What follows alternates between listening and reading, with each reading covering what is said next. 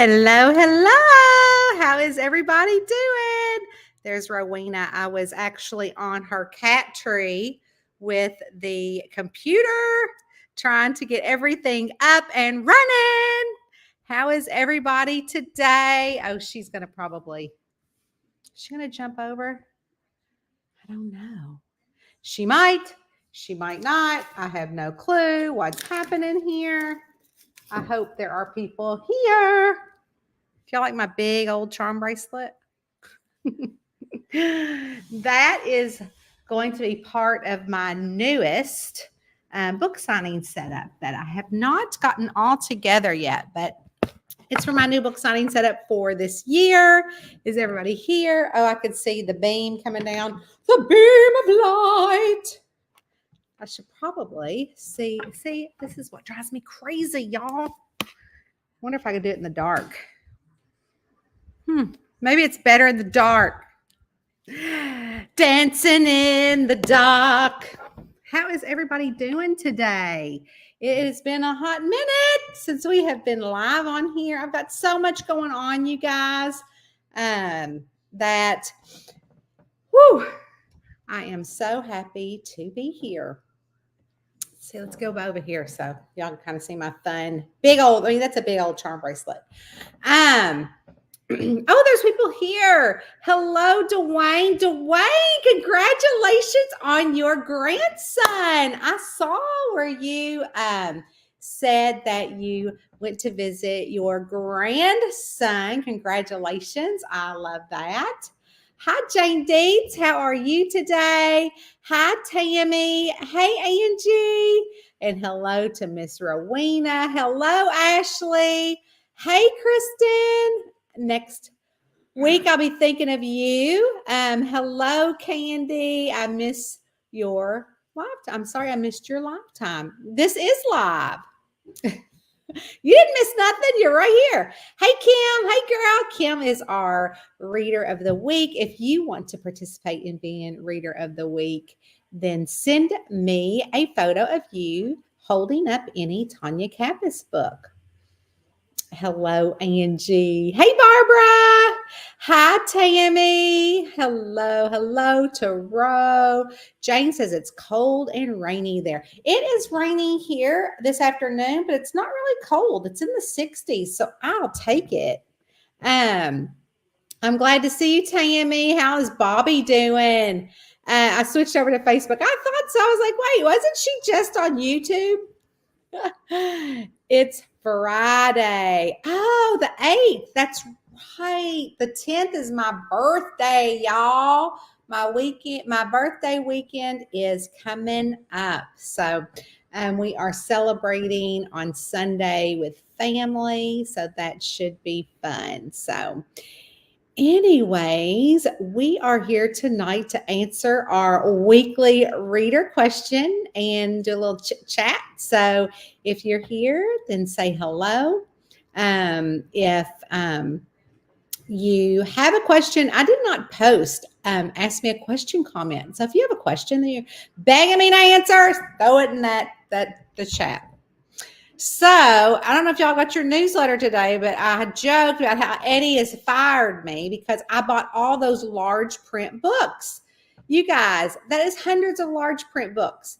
And so Eddie was like, oh my gosh. But luckily we were pretty fortunate because we were able to send them back and buy the appropriate books. Now it's just going to take a couple of weeks to get the appropriate book. So I teased that Eddie fired me. But you know what, you guys? I was holding up that book and in the newsletter, and everybody was like, oh, that's okay. But you know what everybody commented on was how I didn't have any makeup. And they're like, oh, you actually look good without the red lipstick. Don't tell mama.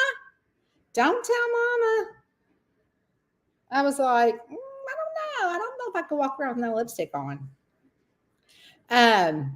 Anyways, we are here to answer a reader question.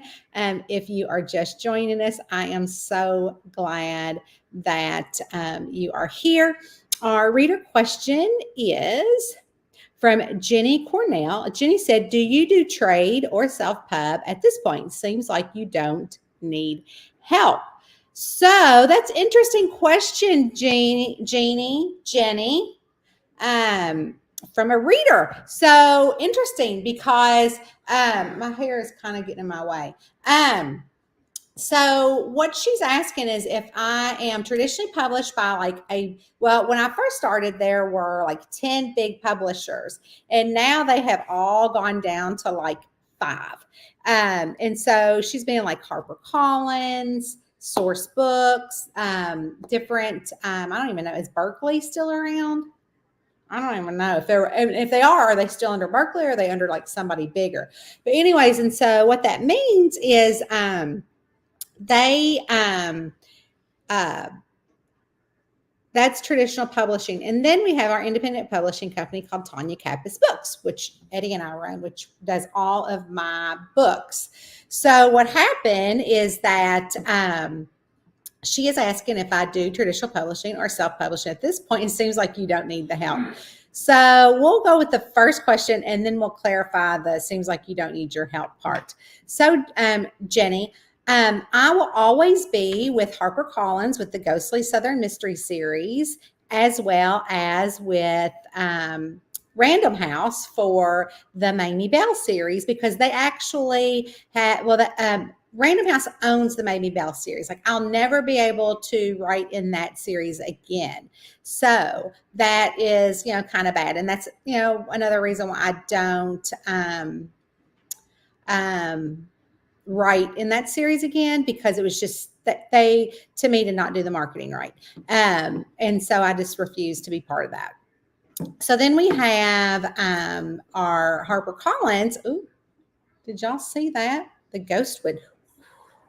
So then what happened was that I'm with HarperCollins for the Southern Ghostly Mystery Series, but I own that series. So I just didn't take another contract with them for the next books in the series. So that's why you got 2 more books in the series with a kind of a slightly different cover, because I own those books, but I don't own then I can write in those characters because I own the characters and I own the books. And it's a little dark in here, isn't it? See, I can't decide. Maybe I should sit here. What about if I sit here at the table? Eddie, they want to know if you rehired me. No. He said no.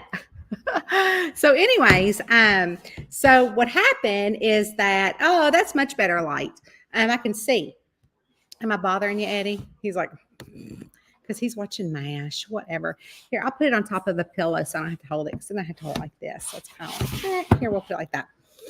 So anyways, what happened is that I can still write in the Emma Raines, which is the Ghostly Southern Mystery Series. I can still write in that series. I just don't have the passion for it right now.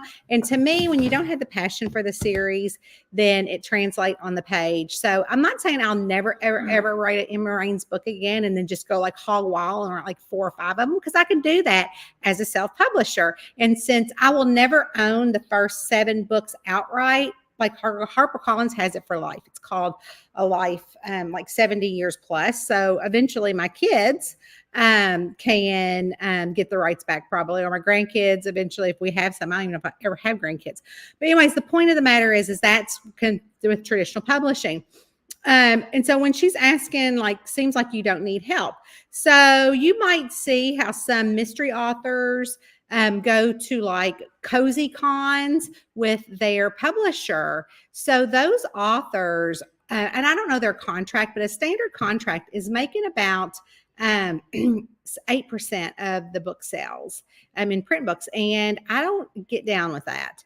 I think that I know with like Random House, it was like 80 cents a book. So if you bought a book from Random House from the Mamie Bell series, they were charging $25 and I got 80 cents. And so I just can't get down with that. So that's why we started our own publishing company. And that's why I went self-publishing, because I can control those prices. And that's why I can also bring everybody book sales every week, because you can't do that in traditional publishing. So she is saying in this question, I believe, I don't even know if she's here or not, but I believe she's saying this question, you seem like you don't need the help. So what happens is that traditionally published authors a lot of times believe that they need a traditional publisher and they're backing to help them sell books, when really they could just have a Facebook page, or they have a great newsletter, or they can go to these other events like I choose to go to. Like I'm going to library events, which are free for independent people as well as traditional publishers. I don't care if you're independently or traditionally published. I also go to other events. Like I'm going to the Lori Foster event in June to sign books because it's open to independent publishers as myself, and any person is welcome to apply to go. You can also go to book festivals as an independent and as a traditional publisher. So there's really no more divided line between us, because I choose to make the connections. So for instance, I'll be in Reader Takes Denver. I am sure so many people are going to be also traditionally published at Readers Take Denver. As a matter of fact, I know I'm on the stage with two traditionally published authors that do Cozy Mystery and Cozy Mystery Night. Let me look that up because I don't know who they are right off the bat. I just know that I am actually, it's kind of hard to read. Event schedule. On Saturday night on Readers Take Denver, it is a Cozy Mystery Night with an author by the name of Jeannie Martz and Jen McKinley and myself. So I don't know Jeannie Martz or Jen McKinley at all. So I do know that they are traditionally published because the venue said, "Oh, you're the self-published author on the." Sorry, that's my sister. She'll call back again like 5 times. But anyways, then she'll call Eddie and be like, "Why isn't Tanya answering her phone?" So anyways, I don't know either of those authors, so it'll be the first time meeting them, but I do know that I'm self-published, and I'll be the one on the self-published, stage. And then I have my own event. So I don't really subscribe to the vibe of, that it doesn't seem like you need them, because I think even though if you are with a traditional publisher, they don't really do anything for you. Like they can't be you, they can't be your brand, they can't talk to your readers like you can talk to your readers. It's definitely different. Like back in the day, even just 15 years ago, most publishers, people weren't doing Facebook Lives, and some people don't want to do that. Some people just want to write their books and just let publishers do whatever. They might have another job, but I knew that I wanted to do this for my full-time job, and I wanted to connect with readers. So, and it's my personality that I can get out there. So I don't feel like a traditional publisher can do much for me with my ebooks. Now, I'm not saying that I wouldn't do a print book deal at this stage in my game, but I would never give away my ebooks. And so I don't really know what a print book deal would look like, but it'd have to be pretty significant for me in order to do a traditional book deal. Now, I did go with HarperCollins with I had already published a Ghostly Southern Mystery series when they came to me back in 2014 and wanted to know if I was interested in partnering them with the Ghostly Southern Mystery series. And I was the first self-publishing author they took in mystery.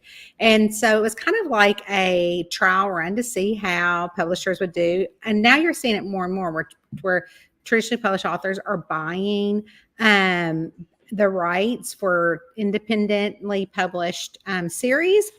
But I did that back then for a couple of reasons, because I thought that they could get me in a bookstore, which they did, and I thought it would create like a buzz of sales. They did take me on a couple of tours, which were KissCons, where I met a couple of readers there. But the problem was that it was really not just cozy mystery based at that time. So it was a lot of romance authors on stage with me, which was fine. I can be a chameleon. I can do whatever. But I think that they couldn't do for me anything that I couldn't do for myself. And I think some authors aren't really, or writers aren't really like the personality that I have. So, it's easy for me to jump on here and say, "Hey, what's going on?" and make fun of myself or do whatever and I don't even care what I look like.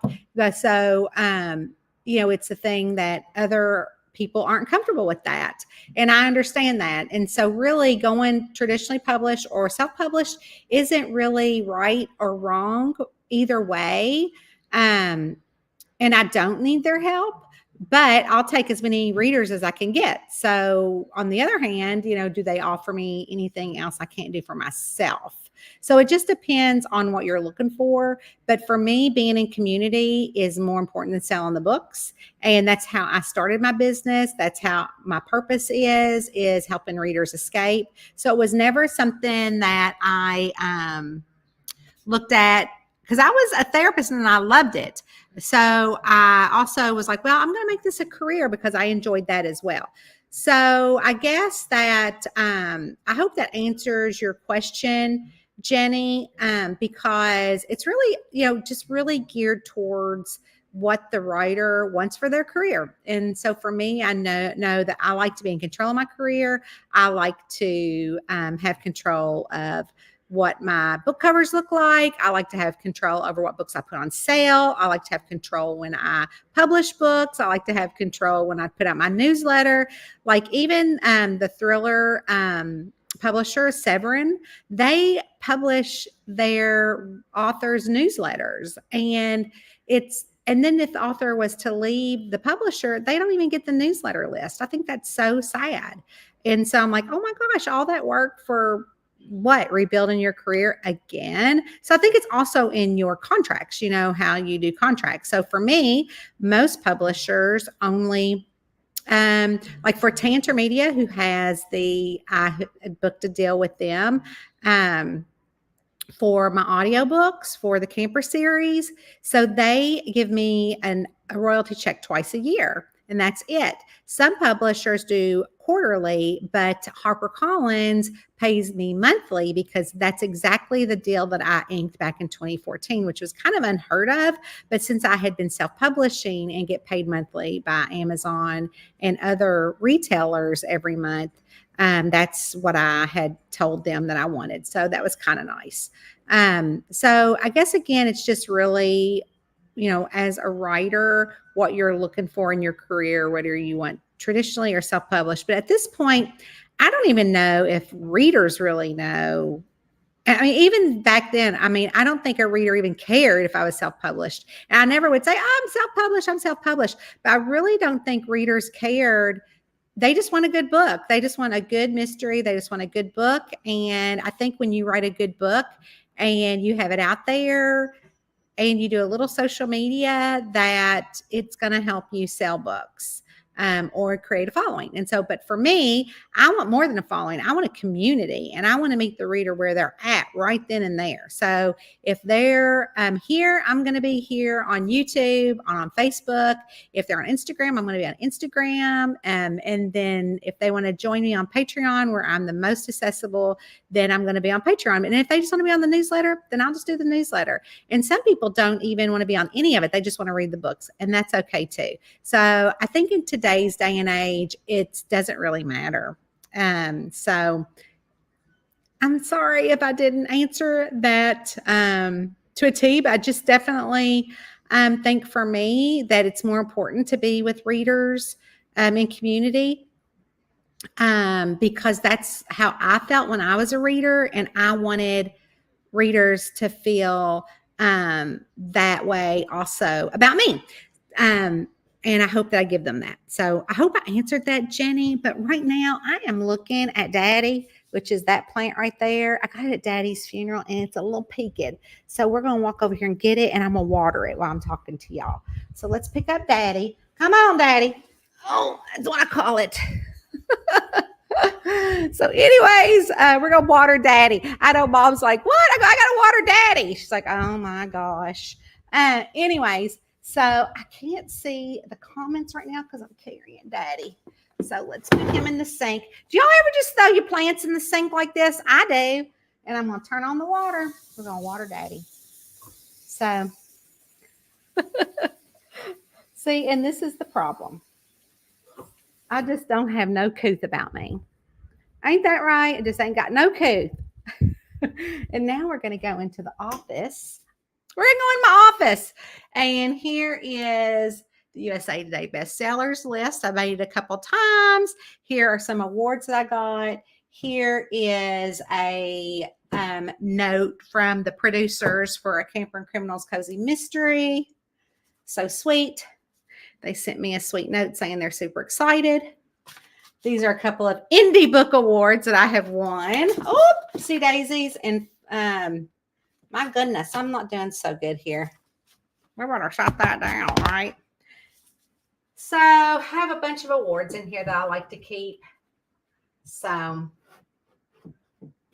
speaking of awards, y'all know, I got to go back in here because I got to show you something. Y'all know that I went to visit Jack last week. So we moved in this house, and my kids have never lived in this house. And so I just kind of have stuff of theirs stored. So I was here in the guest bedroom, and I was cleaning and stuff and vacuuming. And so I opened up the closet. Here's the closet. And I was cleaning in the closet. I was vacuuming. And so, because she said, Mom comes, and Ginger's here with her hair, so I was cleaning. And all of a sudden, something fell. And I said, oh, my Lanta. And so I couldn't believe it. And I was like, oh my gosh, I can't believe that I dropped it. I hit it in the shelf and then dropped it. And then it landed like this. And I knew exactly what it was. And my heart palpitated. And I thought, oh my God, I have broken it. And what it is it's Jack's basketball ring from UC, University of Cincinnati. And I was like, oh my God, I have broken Jack's ring. But can you see his name on there? Hold on. See his name. Let's see. Does it say Jack on that side or just Keller? I don't know. There's his name, Keller. Anyways, so I dropped it. And I was like, oh, dear God, Jesus, please don't let it have broken. And so he's got a couple rings, but that's one of them. So when I went down there, I said, weird. He said, Mom, do you still have my rings? And I'm like, why are you asking about your rings? And he's like, because I'm thinking, oh my God, how did he know that I dropped that ring? Let's see, what's this one? I've got a couple of rings for this kid. Let's see. I said, oh my gosh, how does he know about these rings? And so he's like, I said, no, what's another something NCAA tournament thing? And I said, oh my God, Jack, you're not going to believe what happened. Now here's another NCAA. I don't know where the other rings are. I'll have to find them. Anyways, I said, oh my gosh, Jack, how'd you know about the ring? He's like, what are you talking about? I said, well, when I dropped the ring, he goes, I didn't know you dropped the ring. I said, oh, I didn't drop the ring. What are you talking about? And he's like, did you drop my ring? And I said, oh my gosh, I told him the story, and he about died. He's like, Mom, I cannot believe that you dropped my ring. I said, I know. Here, we'll open these up too. So anyways, we opened the ring. So there we have it. We're going to go back in here because we are. And I'm going to see who all's here. I was coming back into my office because of the, well, first off, it's dirty. And I need to clean it. And secondly, I'm just coming in here to talk to y'all and opening up my mail. So we'll see who all's on here. Let's see.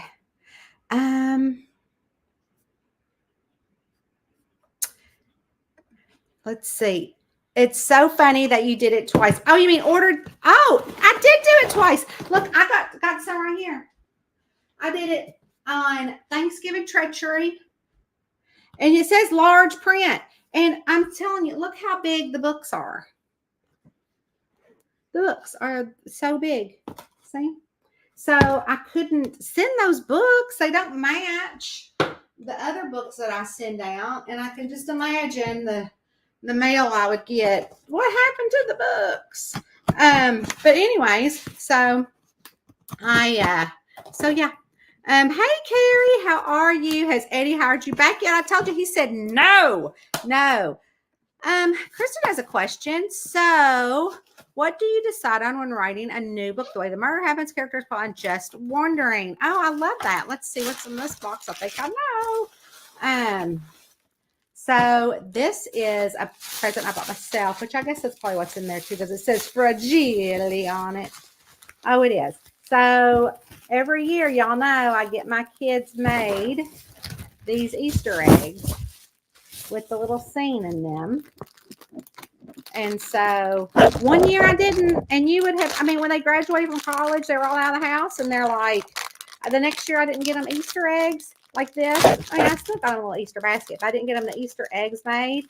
And they're like, where's our Easter egg? I'm like, what do you mean? You guys still want the Easter eggs? But it's all sugar. Isn't that adorable? And I know I can show it on here because they're not on here. My kids are not on here. So I get them made every year, and I make sure, and they don't eat them. But I mean, there's like a little egg back there. Look how cute the little egg is. Aren't these adorable? So anyways, they're very fragile. So I get them made for the kids. So after that, I'm like, well, I guess I'm getting these darn Easter eggs made again for the kiddos. Okay, so back to Kristen's, how do you decide writing a book? So for instance, I just am starting another holiday cozy mystery before I start the next Maisie Doss. And so I always know what who is murdered. I always figure that out first. And then I always figured out why they were murdered. Good, but this is a great question. Because I always say, okay, well, I've got 4 or 5 suspects. And then sometimes, for instance, in the book Bonfires, which doesn't come out for a couple months, that book I totally scrapped all of the suspects and went with new suspects because it just didn't feel right when I was writing the book. But anyway, so I always try to come up with 3 or 4 reasons or 5 reasons sometimes why somebody would kill him or her or the suspect. Ooh, this is a pink one. Look at that one. Whew. I'm not going to unravel it though, but it's awful cute too. See in there? Ooh, look at the top of it. Very pretty. I wonder if they all look like that. Let's unwrap them. Because, now the girlfriends get these. It's not just the boys. Now their girlfriends have got to get one. So anyway, so then we, after I think they're all pink. So, after what happens, I think they're all pink. But after that, I get the, suspects that I think maybe just a different color on the inside. So, yeah. So anyways, what I do is I usually have my suspects and why each one of them had a motive and a means to kill the person. And then I also do have the in mind, like the killer, but sometimes the killer changes for me. So I just usually have the characters and then why they were the major plot points. And then I will work on, the actual murder as I'm writing it. So people I call myself a plantster, which is instead of, plotting the book out, I just kind of let it write itself. And that way I'm surprised, but totally did not. And since you're in Patreon next month for Bonfires, you will get the story notes and you're going to see where I totally said to you guys, oh, here is the original killers or suspects and none of them are in the book anymore. So you're going to get that. So, so I just kind of go along. And then sometimes I think, oh, that person's the killer. And I think I've planted the little clues the entire time. And then like at maybe the 3rd or 4th chapter before it ends, I'm like, oh, that's not the killer. That's the killer. But here's the situation. I don't always try in my books to have you guys figure out who the killer is. Sometimes I want you to know the killer and it's about solving the crime. Like I want you to solve the crime. So it's kind of like the whole, Columbo. Remember how Columbo, y'all probably don't remember Columbo, but Columbo always solved the crime. Or you always saw the murder in the beginning, so you could follow how he sleuthed it through the thing. And so I thought that was so interesting. And so sometimes I just do a Columbo style. I don't tell you in the beginning who the killer is, but I give you enough information for you to figure it out. So it's not always for me the traditional way to write a cozy mystery. I write it the way I want to write it. And if you guys love it, great. And I love all those emails where I'm like, oh, I totally got their killer before the end. I'm like, yay, good for you. But that wasn't the purpose of the book. People are saying hello to Eddie. I'm sure you have seen that episode before, Eddie. Oh, we have every episode of MASH downstairs. Bobby watches MASH every night too. Hey, Stephanie, how are you? Jenna books are awesome. Jen's. Who is Jen's? They are both. Oh, okay. So let me go. I don't think there's a Jen's. I think it said, Jen McKinley. Okay. So there's a Jenny Martz and a Jen McKinley. Okay. So I don't know them, but we're going to be on the panel together. I'm sure they're very good authors. Jane loves her. Hey, Leslie Lawrence, how are you? Hey, Gypsy Love, how are you? Have you ever wanted to write a different genre novel? So I did. I have written, actually, you guys, I think I have a sleeper. Hold on. So I have written, I can talk to you because you're in my ears, but I have written, let's see, The Ladybug Jinx, which I love. Tag Your It. Here's another one. So I was asked by a traditional publisher that goes along with what we were saying to actually write a Southern women fiction book. And I didn't really want to do what they wanted me to do, but it kind of appealed to me. So I ended up writing one called Wrapped Up in a Weeping Willow, which is a Southern women's fiction book. And actually, it's really good. I think it just needs to be recovered. And I have to say, it's one of my most favorite books. Another one of my most favorite books is I wrote a YA called Tag Your It, and it's kind of a crazy society. Her name is Honor Prescott, and I thought she was so interesting, and I really enjoyed this book a lot. But there wasn't a whole lot of interest in it at the time, and a lot of people didn't know me, so I just decided not to write in that. My very first book, Tiffany, was a women's fiction called Carpe Beatum, and our fabulous Jane Porter actually did the blurb for it. This was my first self-published book, and let's see how many. I don't even know how many pages it is. So it's 55 chapters. So this was a fun book, and it started my career.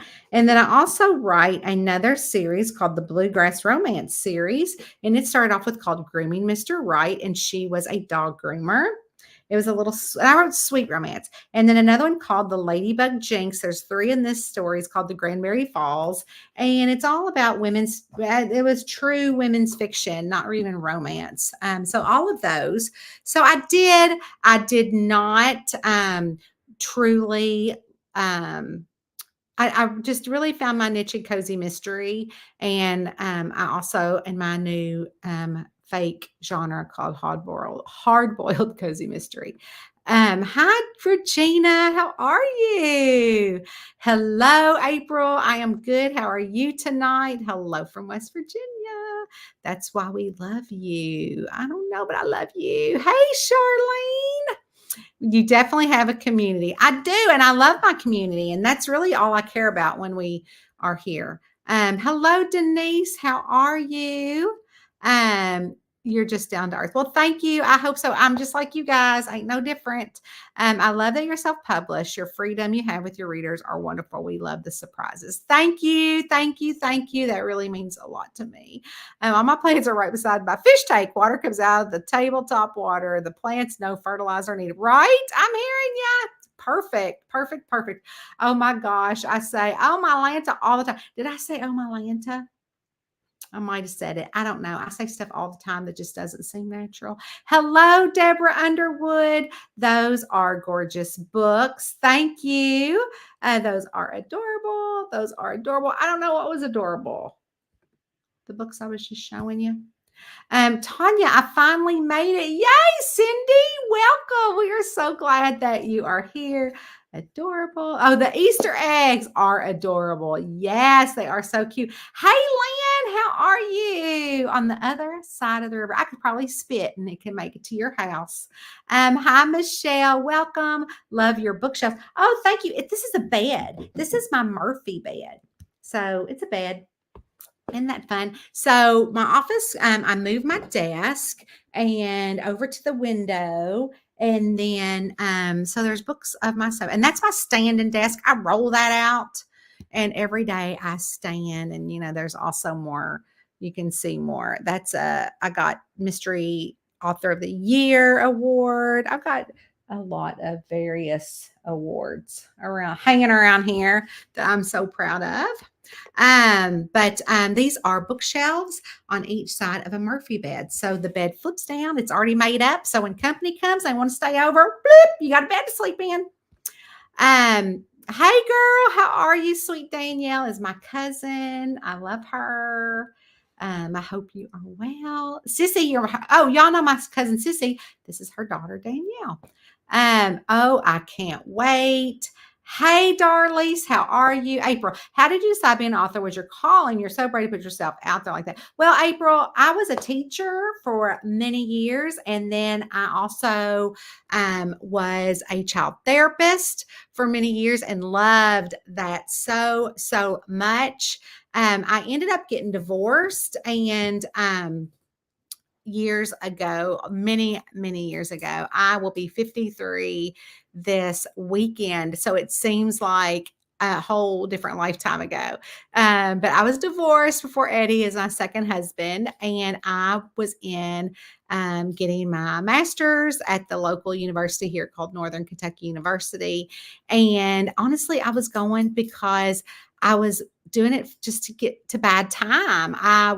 My son would go to his dad's every other weekend and I found myself lonely. And so I'm like, what can I do to fill my time? I knew to go to school. I loved school. My daddy would say, you're going to be a professional student.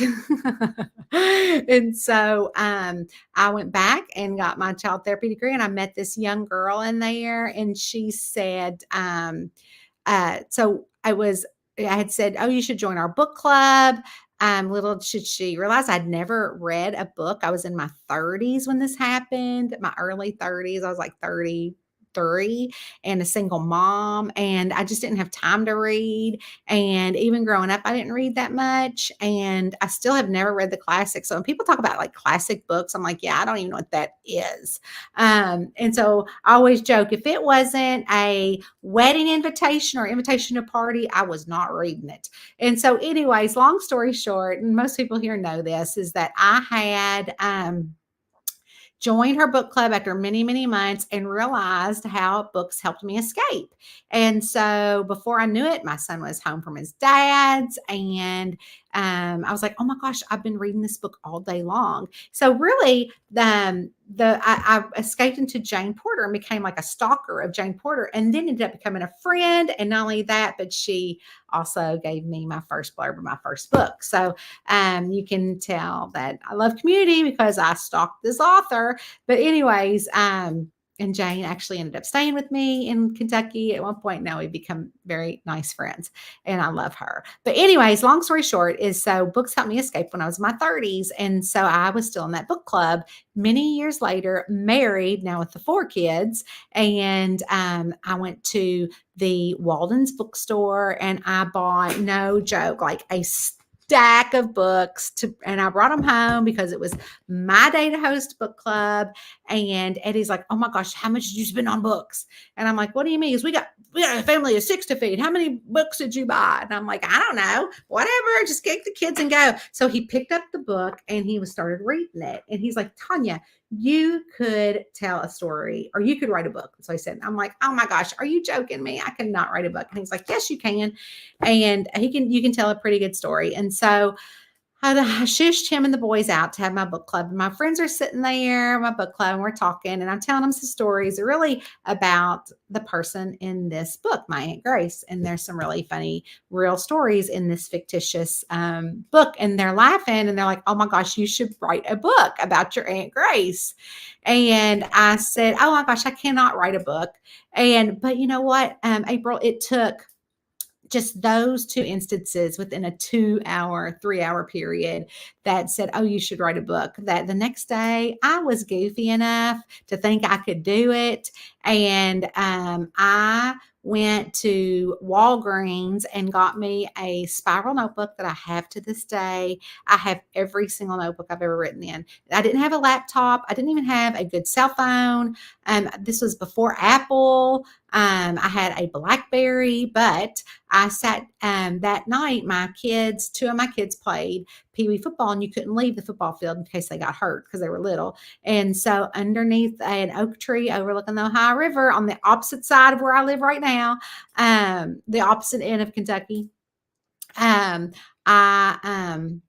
started writing that book, and I never looked back. And so, I'm just one of those people. If I set my mind to it, I'm going to do it, and I'm going to do it with all my heart, and I'm all in. Like, there's no, my family's like, Tanya, like jazzercise. They're like, you just go for it. Like, you just don't even ease into it. Or if you're going to be like vegan, you go for it. You don't like just ease into it. Like, I'm always all in. Like, events that I do, I'm all in. I'm all there. I'm not half in. I'm not half there. On this call, on our live, I'm all here. I'm not like mine somewhere else. Now I'll shift around to talk about different things because I'm a squirrel, but I always circle back. So, the thing is that, and you can't worry about putting yourself out there, in my opinion. You either like me, I'm in your season, or I'm not. And if I'm not, then that's okay. Then that means that I'm in somebody else's season, and maybe you'll come back around. So I like it to, like I say, Tanya Land is always a happy, sunny place, and I don't choose to go any other place, even on gray, rainy days. So, that's how I got my calling. Jane Dietz loves Columbo. Oh yeah, I still love Columbo too. That's so cool. If I say I remember Columbo, absolutely. Yes, my birthday is Sunday. Ooh, ooh. The eggs are adorable. Thank you. Hey, TJ, how are you? Hi, Lynn, how are you? Renee said, I'm so excited to have been gifted your first book in the Bean Hive series. I also own a coffee shop, and I have a dog named Pepper, except he's a doxy. I started my chemo for breast cancer tomorrow, and it's packed and ready to go. Well, good luck to you, Renee. And we are sending all our love to you. And I am super, super excited. You are more than happy to message me, where you will get an email address, and I will be more than happy to send you a little prezi in the mail. So I hope you enjoy the book. The series has been has a shopping agreement and is currently with some producers right now for a film and television. So maybe you will see our coffee shop on the screen. So we love you, and we know that you're going to rock it tomorrow and the rest of these treatments. And again, I would love to send you something. So send it in. And tomorrow, TJ is going to be interviewing me about this time. I don't think it's live, but she has an awesome YouTube channel. So you should go over there and look at that. But she is interviewing me. And of course, you guys will be the first to know when it goes live. I've been looking at Murphy beds. That's so cool. Yeah, I love my Murphy bed. It makes a great office. As you can tell, my office is a little messer, but it just pulls down from that little thing right there. And then it has the feet. It just kind of goes down with it. And it's got a bed, pillows, and they're pretty deep. I mean, the shelves, you can see how deep the shelves are right there. And so you can see that's how big the mattress is. So it's pretty comfy. Hey, Darla, how are you? Lynn said, that's why Mom loves her Kindle. Dad never knew how many books she bought. I know, but back in the day, we didn't have the Kindle. Like, I started writing before that. Your becoming author is interesting. Thanks, Eddie. Thank you, Denise. And happy birthday. We share a birthday on March the 10th. I love my birthday. I've always loved my birthday. It's crazy. Looking forward to reading Warrior Backlist while I'm on medical leave. Yes, Kim. How are you feeling? Hey, Carrie. How are you? TJ says it is live, so everybody come and ask questions. I do have to run, but I'll see y'all tomorrow. So, since it's live, you guys, I will post a link to her actual page. And tomorrow you can just show up there and ask questions. I would love for y'all to come. So Kristen said that she just downloaded the Ladybug Jinx. Oh, I'm so glad. She's a florist. She's a florist. So I love that series. And one thing I do also love is, again, just part of being happy and just, being a positive attitude person. Every one of these chapters was actually, it has a different like saying that kind of goes with that chapter. And something like, if you have 2 pennies, spend one on bread and one on a flower. So it's all flower, but related to life. The bread will give you life and the flower will give you a reason to live. That's a Chinese proverb. Chapter 2 said, death leaves a heartache no one can heal. Love leaves a memory no one can steal. And that's from a headstone in Ireland. So you're going to kind of, that's the second chapter. So if it's talking about a death, then you know that that chapter is probably going to be about a death, which it is. But you kind of have those in women's fiction. So I am nervous out tomorrow, but I'm feeling better. Well, I hope that you let us know in our Patreon group that you're in how you are doing. It sounds like just what I need right now. Yes, you do. I started Campfires, Courage, and Convicts Day. Thank you, Lynn. I am so happy. Renee, our friend here that needs to be lifted up in love and hugs, says that's awesome about the show. It was a God thing. I happened on this because I was just looking for your books on Facebook and happened on this. I can't wait to read all your books because I'm an avid reader. That is awesome. Well, we are glad that you're here and we want updates on how you are doing. Even though we know that you have got this and you're going to rock it. I love that series. Thank you, Angie. You guys, I love you guys. If you remember, tomorrow I'm going to be live on TJ's channel on YouTube, and I will post links to that. And I'm so glad that y'all came and to answer a reader question. And remember that I will be here next week to answer a reader question. And I love you all, and I will see you. Have a good night. Love you all. Bye, guys.